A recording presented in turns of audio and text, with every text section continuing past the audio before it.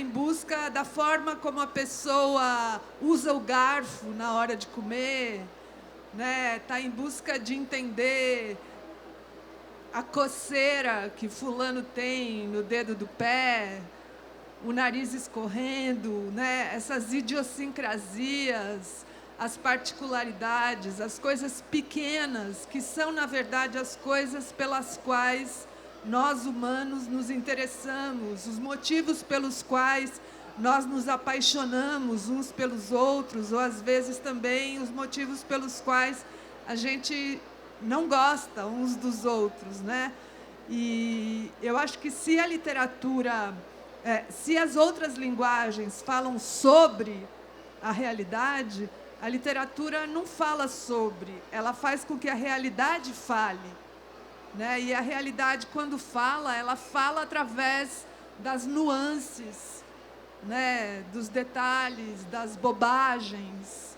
E é isso que vai compondo o quadro da grande história através das pequenas histórias, né? Eu acho que a literatura ela contribui para o conhecimento que a grande história pode proporcionar, ao mostrar que a grande história é composta por individualidades, né? E por medos e encantamentos, pequenos sonhos, pequenas ações cotidianas. Eu sou apaixonada pelas coisas pequenas. Eu tenho um livro até chamado Todas as Coisas Pequenas.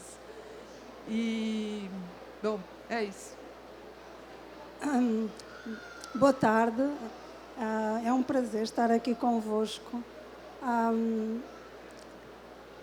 ficção... Como é que, se eu percebi bem a pergunta, é como é que a ficção trata das pequenas coisas? O que ela traz de diferente da narrativa da grande história? Peço perdão, isto ainda é o jet lag.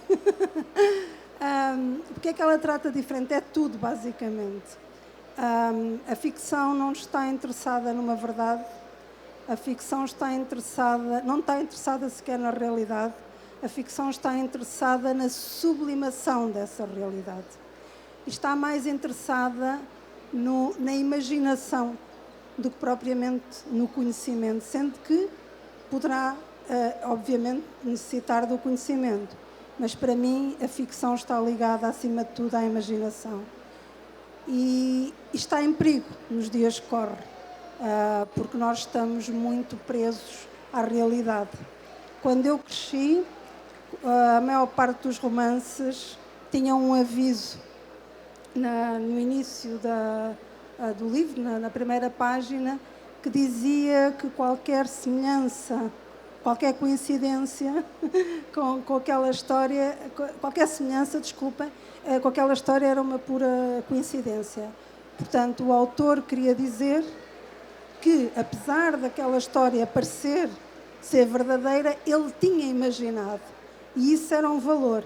Agora, a maior parte dos livros têm baseado em factos reais, ou autoficção. Ou, se não têm, depois o crítico ou o jornalista vai atrás de saber o que é a verdade. E isto parece-me perigoso, porque quando nós estamos a falar em imaginação, nós estamos a lançar pontos para o futuro. E quando nós estamos a falar baseado em factos reais, nós estamos presos ao passado.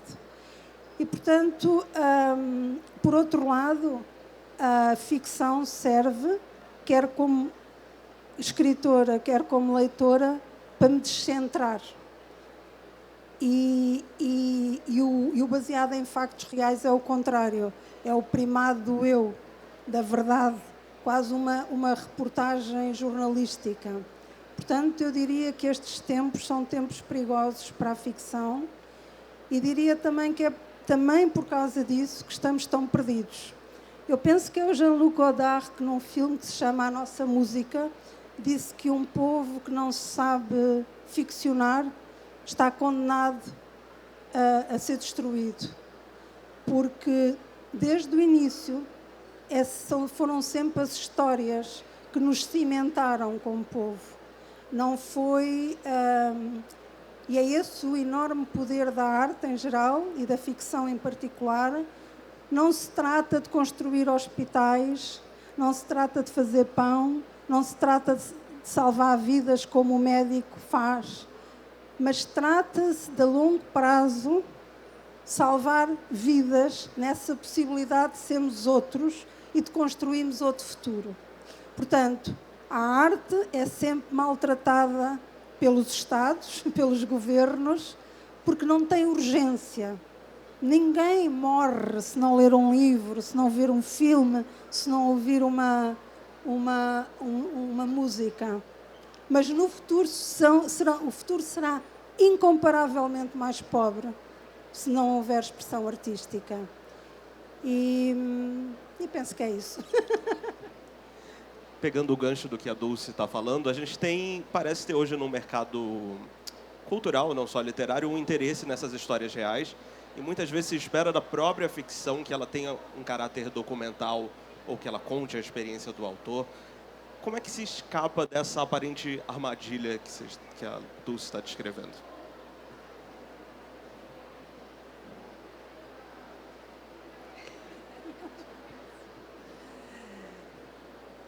Eu acho que a Dulce respondeu como que se escapa dessa armadilha, pela imaginação, né? Se a gente está vivendo, especialmente agora, no Brasil, numa situação de imaginicídio, que é o que esse governo está tentando fazer com a cultura, eu acho que um dos poderes de resistência que a gente pode oferecer a essa tentativa de imaginicídio é imaginar.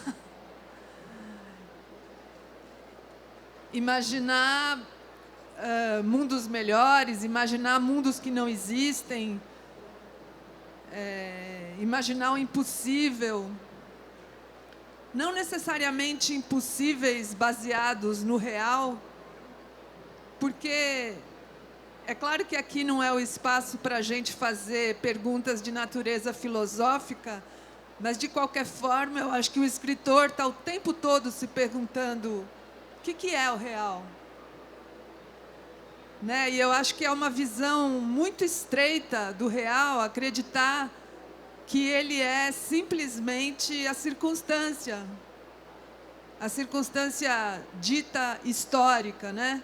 A conjuntura social, política, econômica. Isso é o que as pessoas costumam chamar de real. Mas o escritor sabe que um machucado é real, que uma dor de cotovelo... Aliás, eu quebrei meu cotovelo.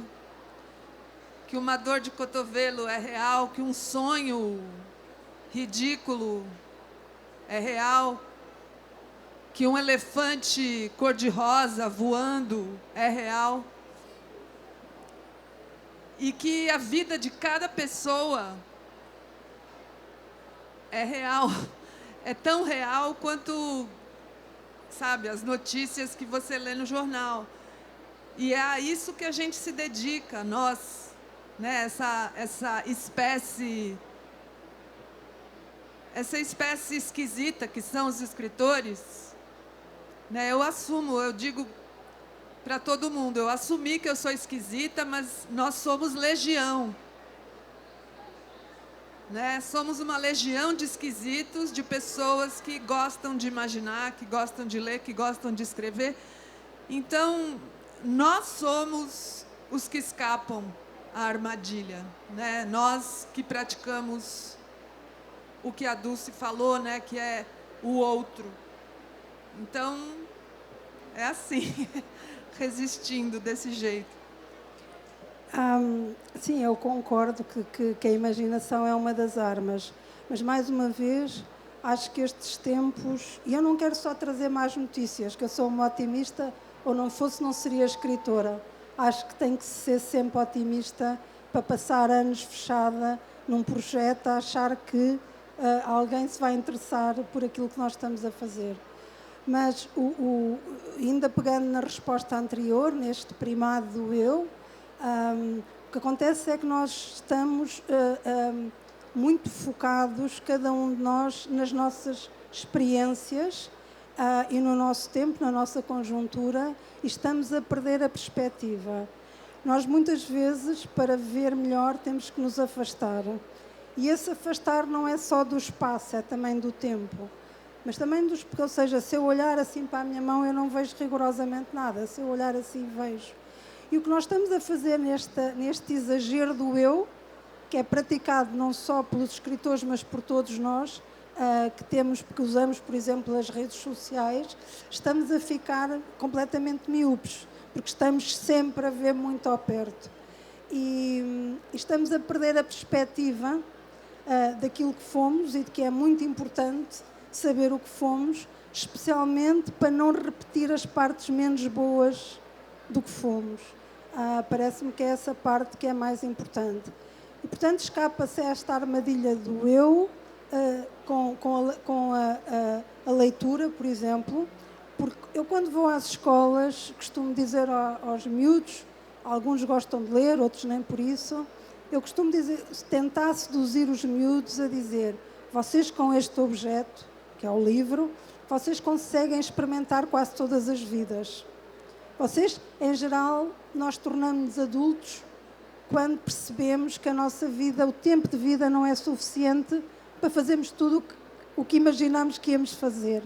Ora, aí está a grande vantagem da literatura, é que nós podemos, mesmo enquanto leitores, e eu acredito que há também que o leitor é tão criativo quanto o autor e que o livro se faz desse encontro, nós podemos criar e experimentar as outras vidas. E por isso também se pode avançar tão facilmente. Porque quando nós estamos a ler, por exemplo, um ensaio, ou quando nós estamos perante um programa político, nós estamos alerta, nós estamos preparados para discordar. Mas quando nós estamos a ler uma história, nós temos as nossas defesas baixas. E, portanto, nós somos embalados. E se o livro estiver mesmo bem escrito, nós nem damos conta de como estamos a mudar a nossa cabeça, os nossos preconceitos, a nossa concepção do mundo. E é essa uma das grandes riquezas. Como nós estamos falando de história aqui, a literatura tem, entre os temas mais clássicos dela, a gente tem a passagem do tempo e a memória, esse passado que existe como uma ruína no presente. Acho que Noemi fala também disso no último livro, quando lembra do Sebald. Como vocês tratam esses temas e como vocês acham que ele aparece na obra de vocês? O resgate do passado e a memória.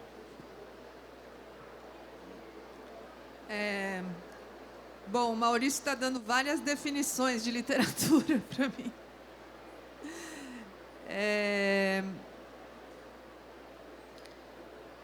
Bom, escrever ficção, na minha opinião, é trazer o passado para o presente. Transformar o que já foi no que é.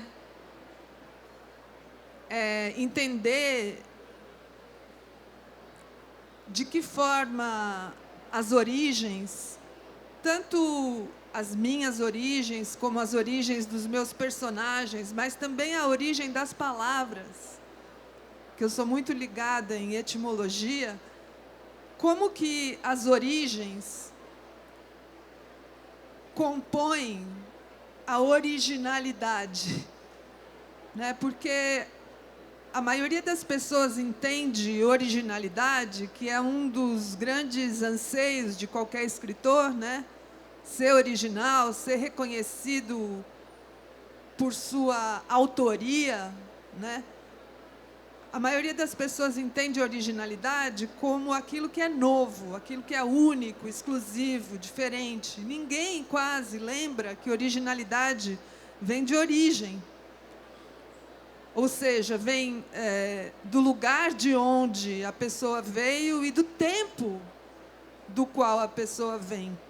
Então, são as origens, ou seja, a memória, a lembrança, o passado, a memória voluntária, a memória involuntária, que na hora de escrever compõe um mosaico, uma colagem que vai se grudando ao presente e fazendo com que a escrita aconteça, né? Eu gosto muito, quando eu escrevo, e eu falo isso bastante, de escrever para descobrir o que vai acontecer, como se fosse um seriado do qual eu nem sou autora, como se eu a cada dia me dedicasse à escrita para descobrir o que vai acontecer, né?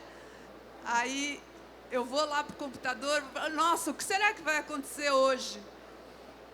E de onde saem essas coisas que eu escrevo? Hoje mesmo eu estava escrevendo e depois que eu li eu falei, nossa, de onde veio isso? Mas, claro, de onde veio isso? Veio de uma composição interna de lembranças, experiências e conhecimento, intuição, né, que se compõe com esse mesmo caldo de coisas dos personagens, né, que eu vou descobrindo de onde aqueles personagens vêm e tal, e aquilo vai surgindo, e é nessa imediaticidade da coisa surgindo que você vai vendo o passado se transformando em presente, né? E fora isso, fora esse método, sei lá, de criação, os meus livros falam muito sobre coisas que aconteceram no passado. Eu acho que em grande parte pelo fato de o meu passado, né, de as minhas origens serem muito constitutivas da minha história, porque eu sou filha de 2 refugiados de guerra, né? Minha mãe é sobrevivente de campo de concentração, meu pai também. E desde menina eu escutava histórias sobre as experiências que eles viveram e que os judeus viveram durante a Segunda Guerra. E isso é tão visceral, tão axial na minha personalidade que, por mais que eu fale de outros assuntos, eu sinto que quase sempre eu estou falando desse assunto. Mesmo que eu fale sobre um bolo de papoula, como tem num dos livros que eu escrevi, eu estou falando desse assunto. Acho que é um pouco assim. Eu acho que não pode haver identidade sem memória. Portanto, são juntas, não é? Ou seja, e é muito engraçado, não tem piada nenhuma, mas, por exemplo, a minha mãe agora tem demência e está a perder a identidade. E já não é a mesma pessoa, é outra pessoa. Conserva o corpo, não é? Mas a cabeça dela já não é ela. E é interessante perceber o que é isto de ser eu. E eu acho que o eu é, acima de tudo, a memória. Porque uma vez que ela falha, nós deixamos de ser o eu, pelo menos o eu reconhecível pelos outros. E, portanto, não acredito em escrita sem memória. Mesmo numa escrita, imaginemos, de ficção científica, o autor está-se a reportar à memória. Aliás, a Margaret Atwood disse numa entrevista que um livro que ela escreveu, que em português é O Diário de uma Serva, ela é uma distopia, e ela disse, eu não inventei nada, isto já aconteceu. O que ela inventou foi a larga escala.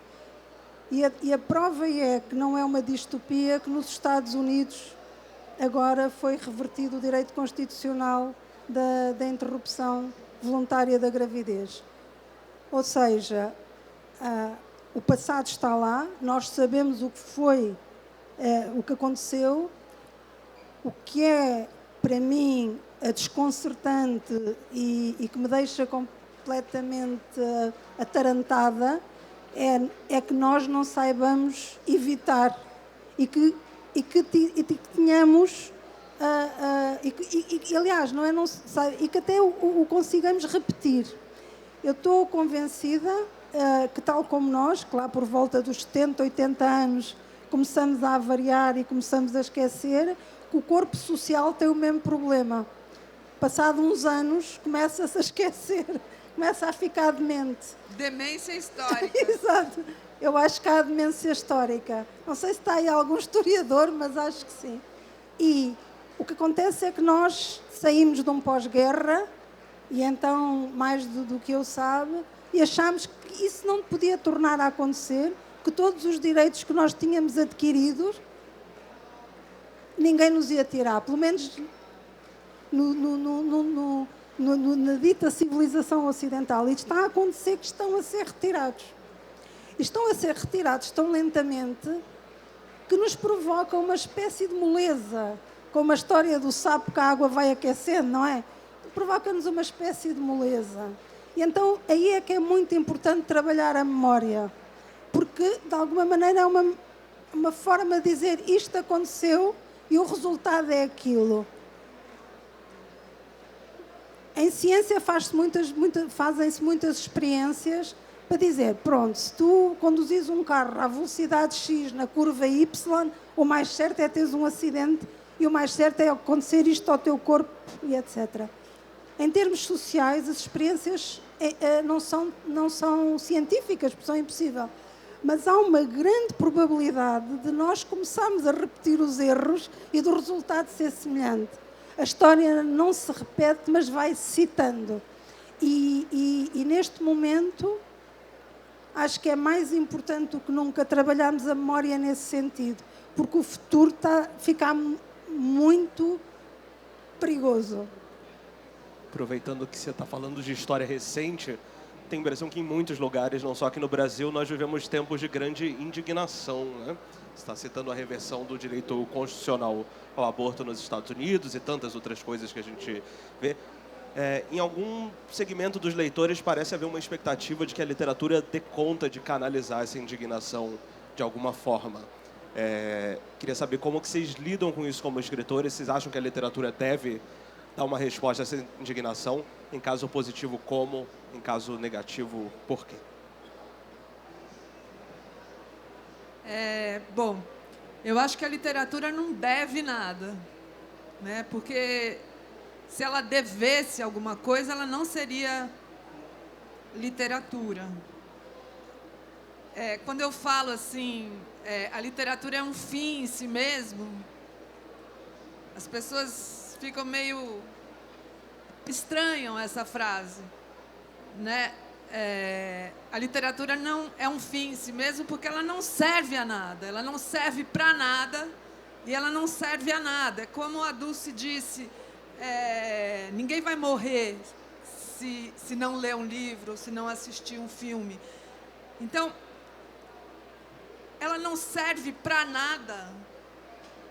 Isso não depõe negativamente sobre a literatura, porque é a maior liberdade que a literatura pode ter, o fato de ela não servir para nada, né? Que é a única linguagem que a gente usa, que não é um meio para a gente chegar em algum lugar, mas é um fim em si mesmo, né? E por isso ela permite que a gente fale sobre o que a gente quiser, do jeito que a gente quiser, né? Errando, permitindo que o acaso entre na literatura, permitindo que haja inconclusões, né? Coisas que escapam à nossa maneira convencional de compreender o mundo. Então, mas é interessante, porque eu acho que é justamente o fato de a literatura ser mais livre do que as outras linguagens, que ela permite um grau de aprofundamento e de penetração da linguagem que muitas vezes, por exemplo, a militância não atinge, sabe?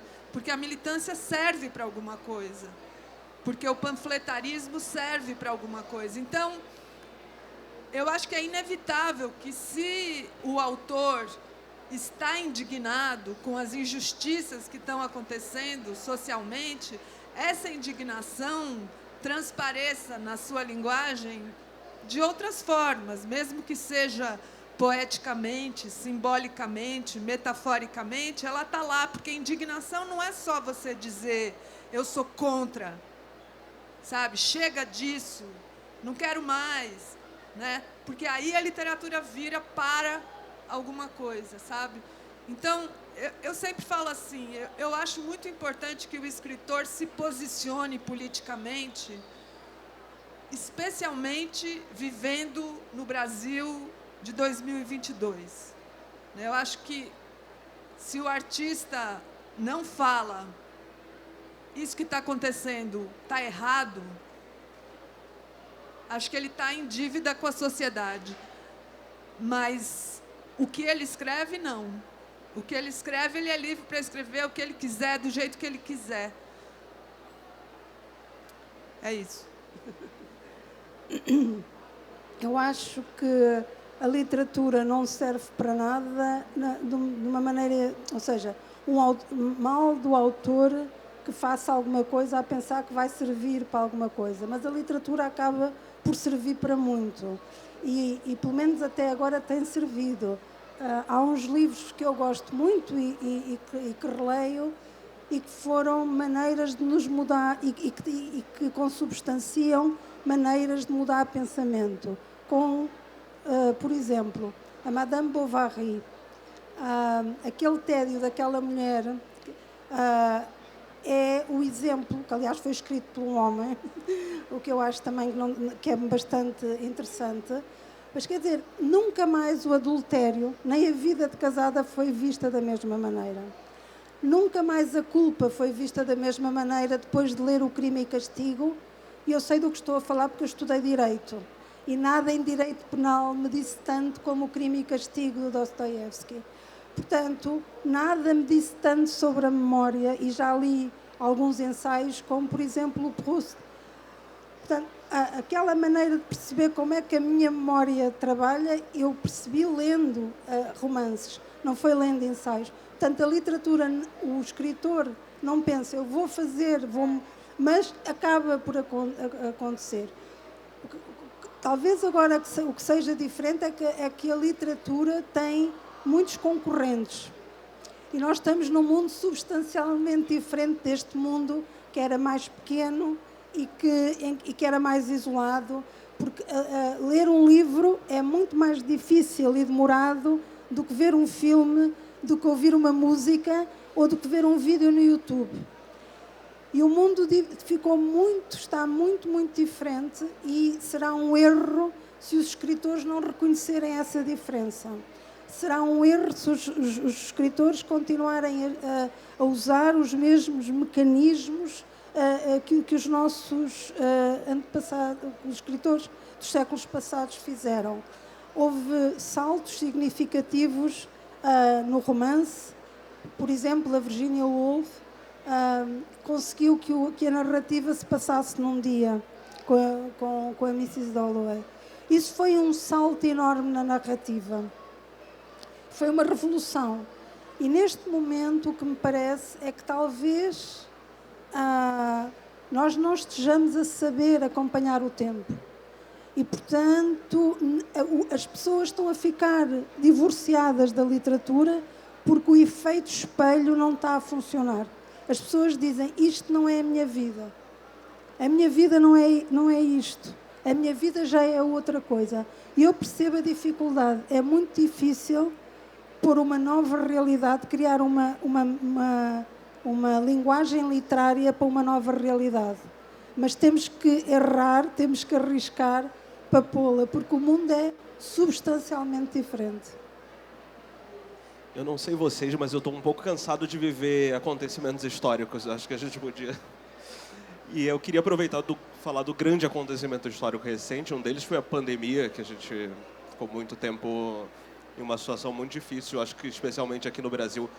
Isso está entrando na imaginação de vocês? Pode afetar a escrita de alguma forma? Vocês já escreveram ou pretendem escrever sobre isso?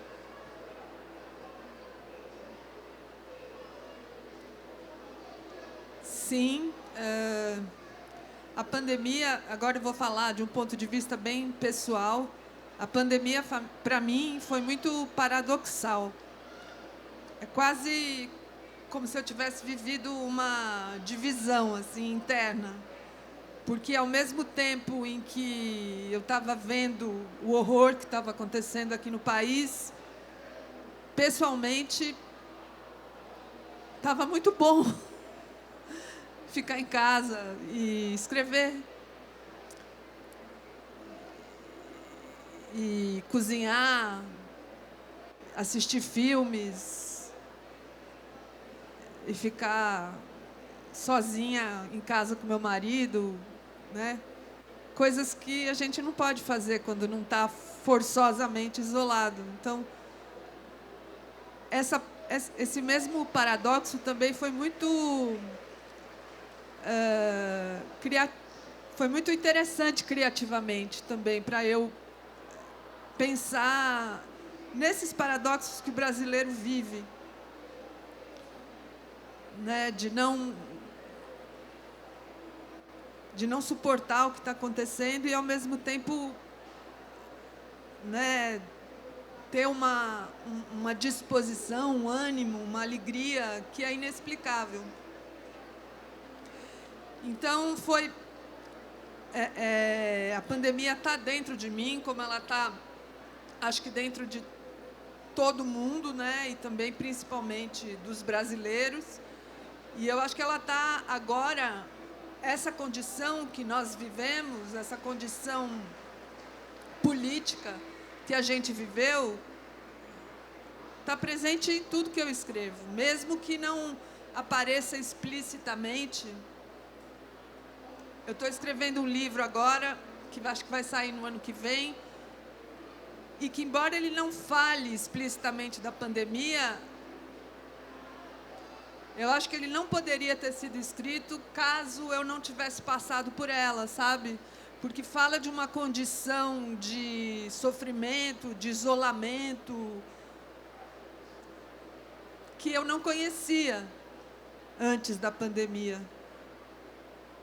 Então, sim, e pelo que eu tenho visto, assim, tem vários livros que estão saindo e que falam desse assunto, né? Eu acho que você escreveu mais declaradamente, não? Eu escrevi crónicas, escrevi, mas porque eu tenho obrigação de escrever crónica, não é? E não podia deixar a pandemia. Eu, na pandemia, ao princípio tive muito medo, como acho que toda a gente teve, e depois, quando deixei de ter tanto medo, quando percebi que enfim, o perigo não era no início, julgava-se uma coisa ainda muito mais avassaladora do que foi, quando deixei de ter tanto medo, tive muita esperança. Eu tive muita esperança que nós aproveitássemos esta oportunidade para mudarmos. Eu tive esperança que nós percebêssemos que estávamos aí no sentido errado. E depois ainda tive mais esperança quando todos nós quando o mundo todo se uniu para conseguir obter as vacinas em tempo mínimo.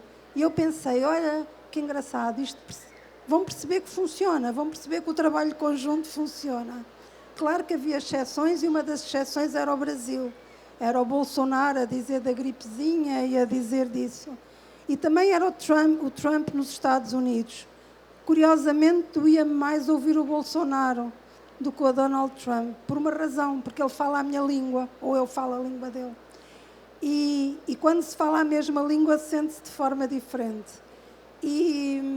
Mas, apesar dessas exceções, houve ali uma altura que parecia que nós íamos compreender que, número um, vivemos numa sociedade global e que não há volta a dar, e o que acontece a cada um de nós, o que acontece num sítio acontece depois no outro, e que somos todos responsáveis uns pelos outros. E o que eu faço tem repercussão no outro. E eu pensei que isto agora vai correr bem. E não. O que aconteceu foi que as pessoas começaram rapidamente a falar em regressar ao normal, como se o normal estivesse bem, que não está. E não está, e continua a não estar. Em termos criativos, eu escrevi estas crónicas porque tenho o compromisso, mas não sei se vou escrever alguma coisa, porque eu preciso sempre de muito tempo. Eu preciso sempre da tal distância temporal para pensar sobre o que aconteceu. para já, o que como cidadã me parece é que perdemos uma bela oportunidade de mudarmos. E para mim isso é lamentável. O resto, não sei, acho que talvez a pandemia, de alguma maneira, ainda tenha contribuído para nos fragilizar mais. Ou seja, aquilo que eu pensei que ia acontecer, que nós íamos caminhar para um trabalho conjunto e que íamos perceber que era nesse trabalho conjunto que estava a solução, agora penso que ainda nos fragilizou mais ver o que está a acontecer pós-pandemia, nomeadamente a guerra na Europa, não é? E parece mais uma vez que nós estamos estranhamente a imitar o século passado. Houve uma pandemia e depois começaram as guerras, porque ficámos mais frágeis, ficámos mais sozinhos, ficámos com mais medo. E há sempre uma agenda a alimentar-se do medo. E neste momento, por incrível que pareça, há outra vez guerra na Europa. Portanto, acho que estamos mais fragilizados. Ainda tem tempo para mais uma pergunta, né, gente? Falando em falar a mesma língua, acho que no Brasil, Portugal, Angola e Moçambique nós temos essa comunidade, mas em cada público também tem um estranhamento com o português do outro. Uma coisa, inclusive, que me chama a atenção nos livros da Dulce é que muitas vezes é como se ela soasse brasileira para mim, esse estilo econômico. Não, tem trechos que você vê que é uma escritora de fora do Brasil e outros você fala, isso podia ter sido escrito por uma brasileira. Vocês acreditam em um português global ou a gente precisa das diferenças? São elas que fazem bem para a gente? Claro que a gente precisa das diferenças, imagina. Senão o Ricardo Araújo Pereira não está mais aqui, mas o Ricardo Araújo Pereira e o Gregório do Vivier não poderiam fazer aquele talk show que eles fazem se não houvesse diferenças entre os dois jeitos de falar português. E é a coisa mais linda, né? Você ouvir o jeito como os angolanos, ou os moçambicanos, ou os portugueses falam, e nós falamos coisas de jeitos tão diferentes e todos tão bonitos, né? Assim, eu saber que algumas coisas que a Dulce está falando, por exemplo, quando você fala é engraçado, não é a mesma coisa. Para você e para mim, são duas coisas diferentes. Né? E é daí que parte a literatura, é justamente dessas nuances. E o que a língua tem de mais bonito são as nuances. Então, Deus me livre, equalizar as línguas. Eu sou até contra a queda dos acentos. Imagina, se nós duas, quando disséssemos a palavra engraçado, estivéssemos dizendo a mesma coisa. Espero que não, espero que nunca. Eu gosto de nós nos compreendermos, mas que haja sempre diferenças, que são a coisa mais bonita do mundo, né? A diferença. Sim, era absurdo tentarmos tornar uma língua igual quando somos tão diferentes. Apesar de falarmos todos a mesma língua, somos todos muito diferentes e fazemos dela usos muito diferentes. E para mim é muito... Eu acho sempre as variações do português, Brasil, Moçambique, Angola, muito mais ricas e interessantes, possivelmente porque eu não a falo. Portanto, acho sempre que têm mais alegria, que têm mais ritmo, que são mais que arriscam mais. Acho que nós somos mais contidos, falamos para dentro e isso. De qualquer maneira, na língua, e também pegando naquilo que eu ia dizendo há pouco, eu acho que nós estamos, de alguma maneira, distraídos. Andamos com os acentos e com os acordos ortográficos, contra e a favor. Eu não tenho opinião, porque a língua, para mim, é um instrumento de comunicação. Obviamente que é um instrumento poderosíssimo, porque nos molda o pensamento, mas é um instrumento de comunicação. Portanto, desde que eu consiga comunicar aquilo, está certo. Tanto me faz se puser acento, se não puser acento. Agora, o que nós estamos no mundo global, nós estamos a criar uma língua global.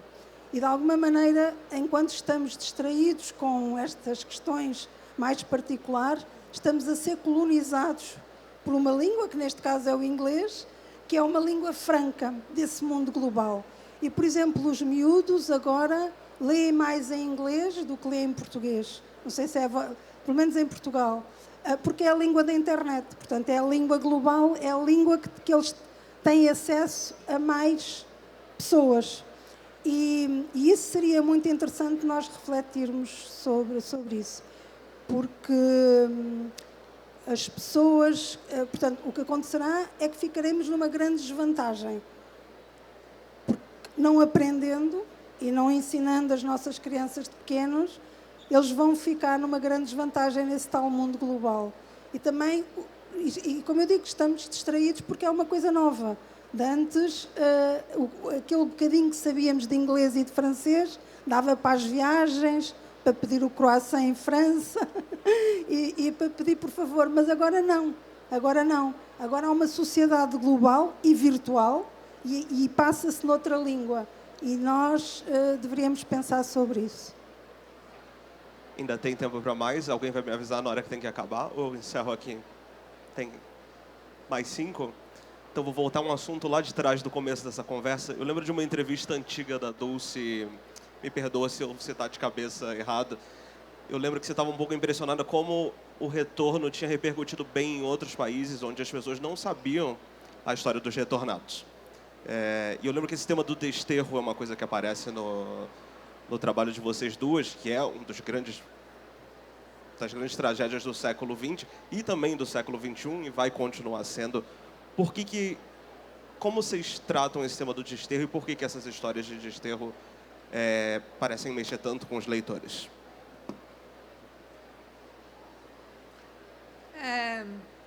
Eu tenho chegado à conclusão de que o principal tema do que eu escrevo é o exílio. Eu sou, como eu falei, sou filha de exilados. Eu, como judia, como mulher e como escritora, me sinto exilada, e como filha de exilados também. Eu acredito que os desterros, os deslocamentos, os exílios ao longo da história humana foram a causa dos maiores sofrimentos, mas também a causa das melhores coisas que a humanidade produziu, porque se não tivesse havido deslocamento, se não tivesse havido desterro, não teria havido mistura, né? Não teria havido combinação, não haveria diferenças, essas diferenças sobre as quais você estava falando na pergunta anterior. Tem um poema do Antônio Cícero que, no lugar de maldizer a Torre de Babel, ele bendiz a Torre de Babel, né? Que bom que a humanidade foi punida com as línguas e com o desentendimento, porque foi daí que surgiram os outros, né? As nossas diferenças e tudo. E tudo isso se conquista com o desterro, que, por outro lado, é causa de muito sofrimento, muitas, né, catástrofes. E, por exemplo, você pega... Eu gosto demais de um escritor americano chamado Teju Cole. Não sei se vocês conhecem, se não conhecem, conheçam. Conhece?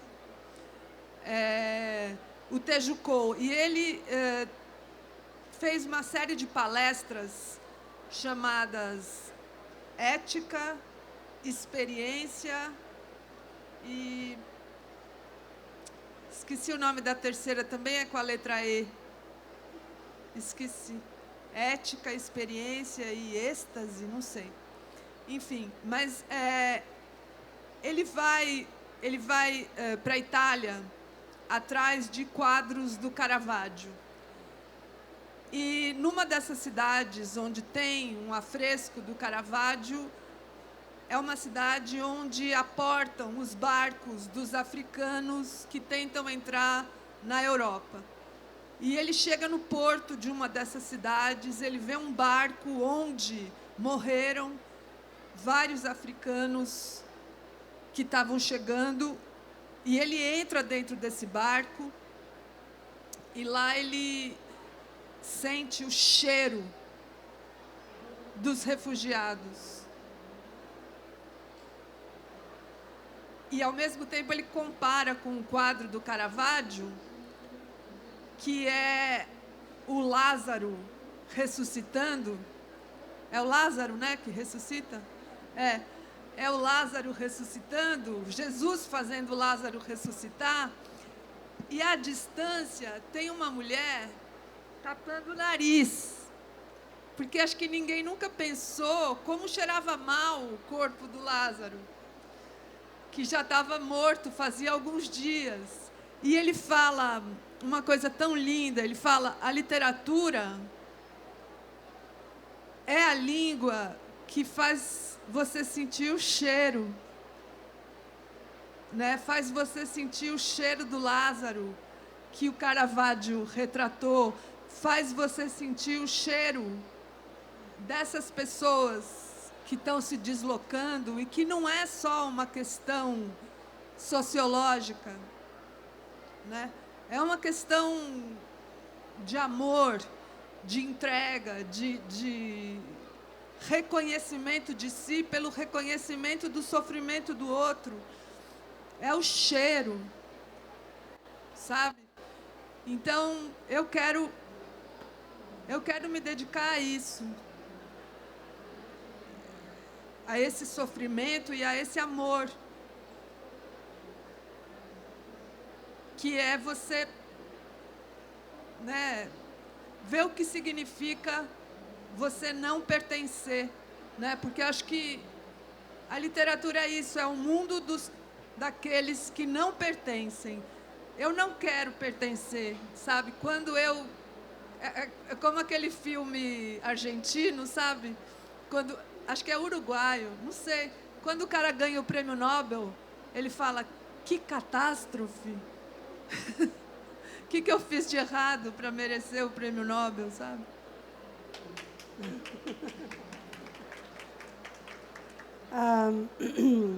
Eu, por motivos pessoais, e cruzando a história com letra maiúscula e a história com letra minúscula, que dá nas duas línguas, dá nas duas versões do português, eu cresci em Angola, não é? E depois houve a descolonização e eu tive que ir para Portugal, que eu não tinha... Eu fui para Angola com 6 meses e, portanto, quando regressei, eu não tinha qualquer memória de Portugal, obviamente, e não fomos bem recebidos em Portugal. E na metrópole, porque na altura para nós era a metrópole, porque também Angola também era Portugal, portanto era confuso. E, portanto, eu sei muito bem o que é deixar de pertencer. E apesar de ser muito pequena, eu fui para a metrópole na véspera de fazer 11 anos, eu até ali era uma criança normal e depois passei a ser outra coisa. A primeira coisa que eu perdi foi a identidade. Eu deixei de ser um indivíduo e passei a ser membro de um grupo. Portanto, eu era uma retornada. E, portanto, começaram-se a referir a mim como também é retornada, aquela retornada, etc. Foi a primeira coisa que eu perdi. Na altura não sabia pensar sobre isso, mas foi isso, foi a identidade. Perdi o nome. E eu acho, ao contrário da Noemi, eu acho que nós somos animais de pertença. Eu quero pertencer. E, aliás, nem posso deixar de pertencer. Agora, o que eu aprendi com a experiência do desterro é que não me interessa pertencer a uma maioria que me rejeita. O que eu aprendi, também digo aos miúdos quando vou à escola, é que não interessa que a maioria te aceite. O que interessa é tu escolheres a minoria onde te sentes confortável e onde reconheces os teus. E desde então... Eu tento, dentro do possível, claro que não, também sou suscetível à apreciação dos outros, mas, por um lado, tento não me levar a sério, mas muito menos levar a sério o que os outros esperam de mim.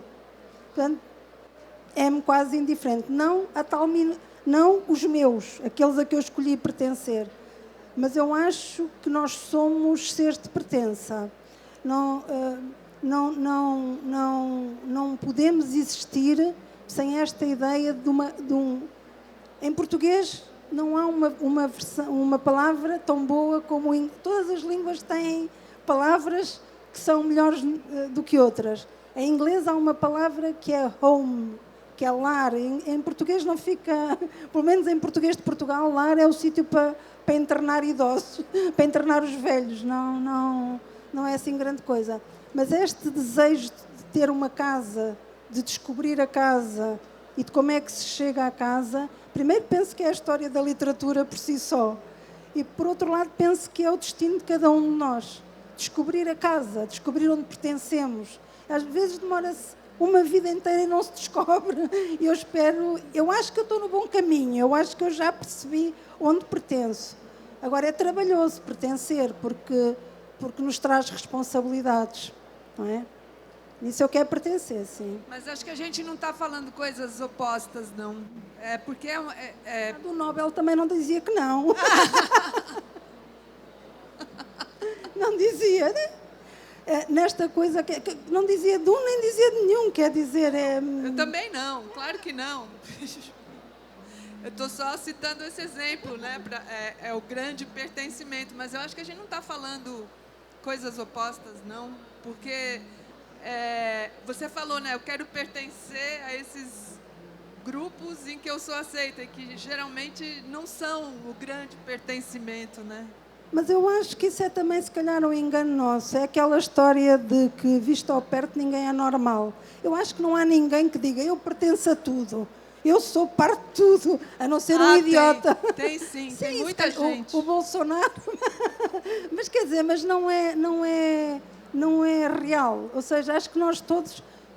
E se calhar crescer é isso e envelhecer é isso, vamos escolhendo. Vamos escolhendo as batalhas, vamos escolhendo os sítios onde queremos estar, vamos escolhendo, vamos fazendo escolhas. E aí acho que é absolutamente fundamental que se pertença. Porque senão ficamos uns párias, ficamos uns seres muito esquisitos e deslocados. Obrigado, Noemi. Obrigado, Dulce. Obrigado a todos que vieram e a gente fica por aqui.